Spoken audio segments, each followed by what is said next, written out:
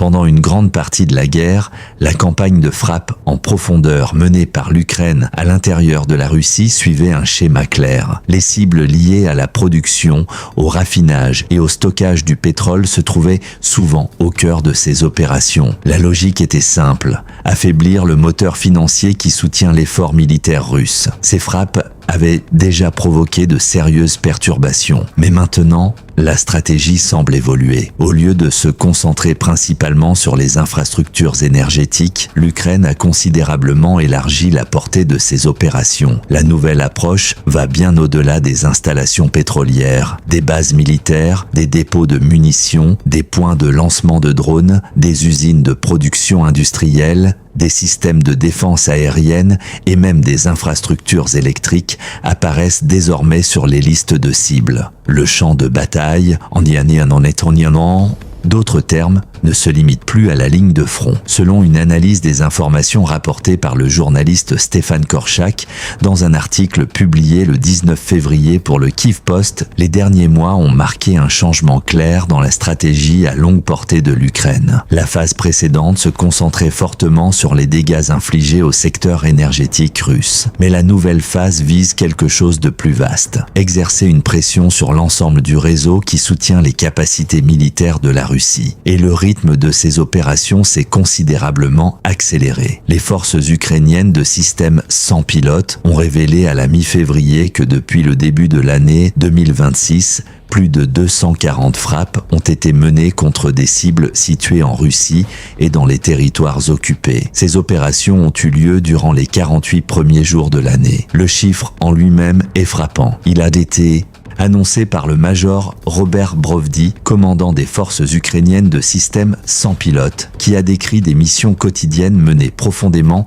derrière les lignes russes. Selon sa déclaration, les opérations ont visé des installations pétrolières et de carburant, des infrastructures de l'industrie de défense, des systèmes radars, des positions de défense aérienne et diverses installations militaires. Au moins une douzaine d'aérodromes figuraient parmi les cibles. Des sous-stations électriques, des nœuds logistiques et d'autres infrastructures ont également été frappés. Mais peut-être que le détail le plus surprenant est que la liste des 240 sites a été décrite comme incomplète. Des sources ukrainiennes ont indiqué que 188 cibles supplémentaires dans les territoires occupés avaient également été touchées, bien qu'elles n'aient pas été nommées individuellement. Lorsque ces chiffres sont replacés dans leur contexte, l'ampleur de la campagne devient plus claire. 240 frappes en 48 jours signifient une moyenne d'environ 5 impacts par jour. Si l'on inclut les cibles supplémentaires non nommées, le chiffre se rapproche plutôt de 9 impacts quotidiens. Comparez cela à l'année précédente. En 2025, l'Ukraine a enregistré environ 371 frappes réussies à l'intérieur de la Russie sur l'ensemble de l'année. Cela représente un peu plus d'une par jour. La différence suggère que le rythme opérationnel a été multiplié plusieurs fois. La campagne de l'année dernière restait pourtant fortement concentrée sur le pétrole. Les raffineries ont été frappées des dizaines de fois. Les sites de stockage de carburant, les ports et les infrastructures gazières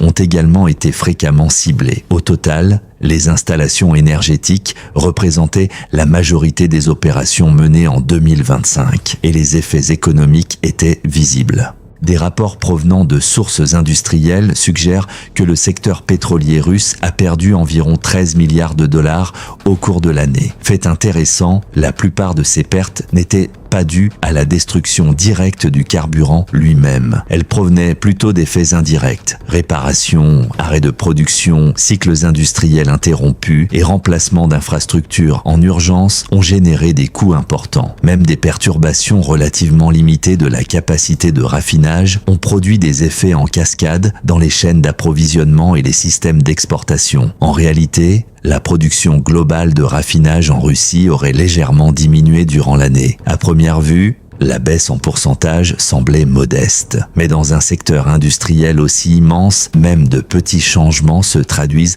par des milliards de dollars. La stratégie initiale de l'Ukraine exerçait donc déjà une pression. Aujourd'hui, cette pression s'étend à un nombre bien plus large de secteurs. Les installations énergétiques restent des cibles, mais elles ne sont plus les seules. Les réseaux logistiques militaires, Les usines industrielles liées à la production d'armes et les infrastructures de défense critiques font désormais partie de la campagne élargie. Dans le même temps, l'ampleur des opérations individuelles a augmenté. Les groupes de frappe impliquent désormais souvent entre 100 et 150 drones dans une seule attaque coordonnée. L'objectif n'est pas seulement d'atteindre une cible, mais aussi de submerger les défenses aériennes en cours de route. Une ville souvent mentionnée dans les rapports est Belgorod, située près de la frontière russe. Selon plusieurs témoignages, l'infrastructure énergétique de la région a subi des dommages répétés ces derniers mois. Lignes de transmission, dépôts de carburant, sous-stations et installations de chauffage auraient tous été touchés lors de diverses opérations. Les autorités locales ont également signalé une forte augmentation de l'activité aérienne au-dessus de la zone. Dans certains cas, des perturbations électriques ont été signalées dans certaines parties de la ville. Les réparations sont en cours, mais les dégâts subis par les infrastructures ont provoqué des coupures périodiques dans certains quartiers. Les régions voisines, comme Chebekino, ont connu des problèmes similaires. Pour l'Ukraine, ces opérations portent également un message stratégique. Tout au long de l'hiver, la Russie a mené ses propres frappes contre les infrastructures énergétiques ukrainiennes, provoquant des coupures d'électricité à grande échelle dans les villes ukrainiennes. Désormais, des cibles similaires apparaissent du côté russe de la frontière. Parallèlement, la campagne ukrainienne s'est également étendue plus profondément à l'intérieur du territoire russe. Certaines des frappes les plus notables ont eu lieu bien au-delà de la ligne de front. Un exemple s'est produit le 17 février, lorsque des drones ukrainiens auraient atteint l'usine Metafrax Chemicals dans la région russe de Perm, à environ 1600 km de l'Ukraine. L'installation produit des composants chimiques utilisés dans des applications industrielles et militaires. Quelques jours plus tard, des informations ont fait état d'une autre frappe contre une installation de fabrication de missiles dans la région de Votkinsk, située à environ 1400 km de l'Ukraine. Cette usine produit plusieurs types de missiles utilisés par les forces russes. Ces opérations illustrent à quel point la portée géographique de la campagne continue de s'étendre. Mais peut-être que l'évolution la plus importante concerne les défenses aériennes. L'Ukraine s'est de plus en plus concentrée sur les systèmes radars, les lanceurs de missiles solaires et les unités de défense aérienne à courte portée, comme le système Pantsir. La raison est simple. Affaiblir les défenses aériennes crée des corridors plus sûrs pour les futures opérations de drones. Et alors que ces développements continuent de se dérouler tout au long de l'année 2026,